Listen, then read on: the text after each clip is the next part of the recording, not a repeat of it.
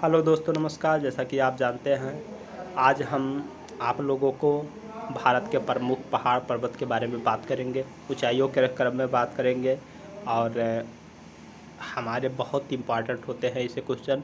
हर exam में एक ना एक क्वेश्चन आपको मिल जाता है, तो हमारे कुछ जैसे साथ में जैसे हम करते हैं क्वेश्चन, उसके साथ में जो दिवस होते हैं, पॉपुलर दिवस होते हैं, उसको साथ में लेते चलते हैं, ताकि बहुत से एग्ज़ामों में दिवस के बारे में भी पूछता है। तो हमारा पहला क्वेश्चन होगा या पहला दिवस होगा, जैसा कि आप जानते हैं कि आज 27 सितंबर 29 सितंबर है। 29 सितंबर को विश्व हृदय दिवस मनाया जाता है। 27 सितंबर को विश्व हृदय दिवस, वर्ल्ड हार्ट डे मनाया जाता है। तो इसके बारे में बात करते हैं, तो ये हर साल 29 सितंबर को विश्व हृदय दिवस के रूप में हृदय रोग के बारे में जागरूकता बढ़ाने का प्रयास करता है, जिसमें यह भी शामिल है कि उसे रोका भी जाता है। आगे की बात करते हैं, तो आज विश्व समुद्री दिवस है। ये भी 29 सितंबर को मनाया जाता है। इसको सबसे पहले 1958 में अंतर्राष्ट्रीय तौर पर चालू किया गया था। तो आगे की तरफ चलते हैं। सबसे बड़ी बात हमारी है यह कि अब हम अपने क्वेश्चन की तरफ चलते हैं, जिसके बारे में हमको बात करना है। तो सप्त पर्वत में कौन कौन से पर्वत आते हैं?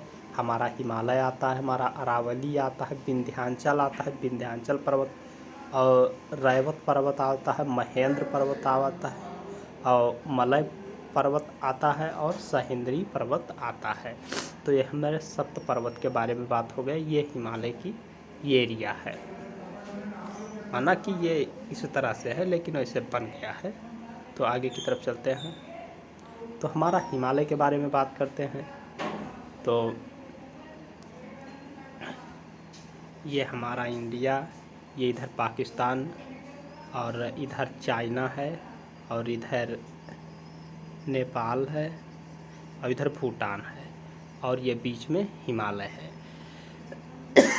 तो आगे की बात करते हैं। यह विश्व का सबसे ऊंचा पर्वत है। जो हिमालय है वो विश्व का सबसे ऊंचा पर्वत है। इसमें देवी देवताओं का लोग वास मानते हैं।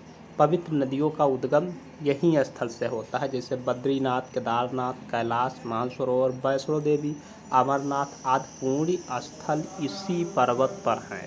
भारत में 2400 किलोमीटर लंबाई का व 160 किलोमीटर से 400 किलोमीटर की चौड़ाई में स्थित है हिमालय पर्वत। आगे की बात करते हैं। विंध्य पर्वत के बारे में बात करते हैं। तो इसका लोकेशन ये होगा, तो मध्यवर्ती भाग में गुजरात से लेकर बिहार तक, यह उत्कल तक, बिहार के उत्कल तक फैला हुआ है। 40,000 वर्ग मील क्षेत्र में फैला हुआ है। इसकी लंबाई 100 किलोमीटर से मीटर तथा औसतन ऊंचाई 700 मीटर है। चंबल, बेतवा, केन, क्षिप्रा, बानस, सोन नदियों का उद्गम स्थल है। चंपा, बेतवा, केन, क्षिप्रा, बानस, सोन नदियों का उद्गम स्थल है। उज्जैनी, जबलपुर, विंध्याचली, मिर्ज़ापुर, यानी विंध्याचली जो है मिर्ज़ापुर में है, महाकाली मंदिर, काली खोह तथा अष्टभुजा देवी मंदिर तीर्थस्थल यही विंध्याचल पर्वत पर हैं।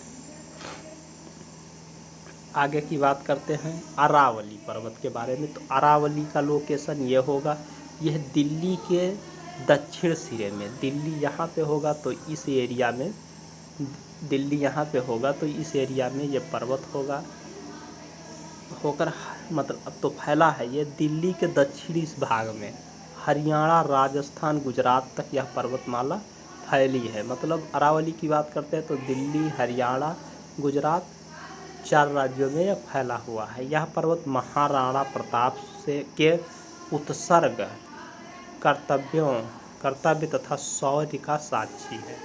यह विश्व के प्राचीन पर्वतों में से एक है। अरावली की बात करते हैं तो यह विश्व का जो पर्वत है उसमें सबसे प्राचीनतम में से श्रेणी में आता है।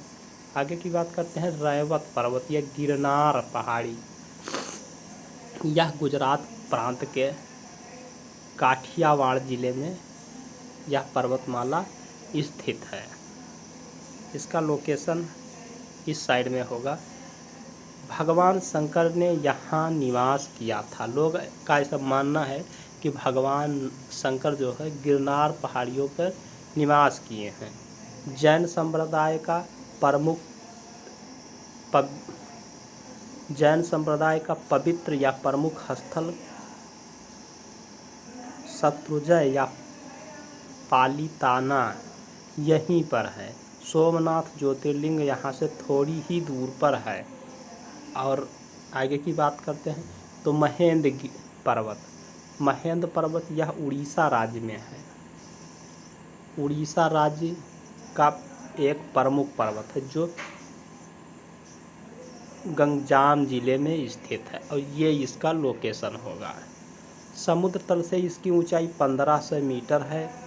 कोकड़ेश्वर मंदिर यहाँ से का प्रमुख मंदिर है जो है महेंद्र पर्वत में, जो उड़ीसा है, उड़ीसा में महेंद्र पर्वत है। यहाँ का गोकर्णेश्वर मंदिर जो है, गोकर्णेश्वर मंदिर की बात करते हैं तो यहाँ का प्रमुख मंदिर है। भगवान परशुराम का आवास इसी पर्वत पर माना जाता था। आगे की बात करते हैं नीलगिरी पर्वत या मलय पर्वत। मलय पर्वत का दूसरा नाम नीलगिरी है और नीलगिरी का दूसरा नाम मलय पर्वत है। इसका लोकेशन ये होगा कर्नाटक के दक्षिण भाग तथा तमिलनाडु में यह पर्वत स्थित है। ये साइड में यहाँ पर चंदन के घने वन पाए जाते हैं। यहाँ पे चंदन के घने वन पाए जाते हैं। अनेक ऋषियों की तपस्या स्थल रह चुकी है। यहाँ पर अनेक औषधियों तथा मसालों की कृषि की जाती है। तो इसके बारे में ये हो गया। आगे की तरफ चलते हैं। हमारा सहिंदरी पर्वत आएगा। तो भारत के पश्चिमी तट के साथ गुजरात, महाराष्ट्र, कर्नाटक राज्य में मलय पर्वत का विस्तार है और ये इसका लोकेशन होगा। गोदावरी, कृष्णा, कावेरी का उद्गम स्थल है। गोदावरी, कृष्णा, कावेरी नदियों का उद्गम स्थल इसी पर्वतमाला से होती है। आगे की बात करते हैं त्र्यंबकेश्वर, महाबलेश्वर, भीमशंकर, ब्रह्मगिरी, भगवती भवानी, बौद्ध चैत्य प्रसिद्ध तीर्थ स्थल यही सहिंदरी पर्वत पर है। ये काफ़ी इम्पोर्टेंट है। शिवाजी महाराज की समाधि भी इसी पर्वतमाला में है। ब्रह्मा जी ने सृष्टि के प्रारंभ में यहाँ पर यज्ञ की थी, ऐसी मान्यताएं हैं। आगे की बात करते हैं। अब हमारा कुछ इम्पोर्टेंट आ गया है, इसको भी देख लीजिए। स्टैचू ऑफ यूनिटी यह भारत में है, गुजरात राज्य में है। इसकी ऊंचाई 182 मीटर है। यह 3000 करोड़ की लागत से तैयार किया गया है। स्प्रिंग टेम्पल बुद्धा, इसकी ऊंचाई 153 मीटर है। तो भारत का स्टैचू ऑफ यूनिटी भारत की सबसे ऊंची है इमारत। आगे की बात करते हैं स्टैचू ऑफ लिबर्टी, इसकी ऊंचाई 93 मीटर है।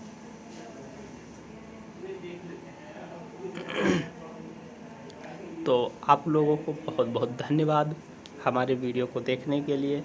कोशिश करते हैं कि हम आप लोगों के लिए अच्छी वीडियो ऐसे लाते रहें और आप लोग हमको प्यार देते रहें। धन्यवाद।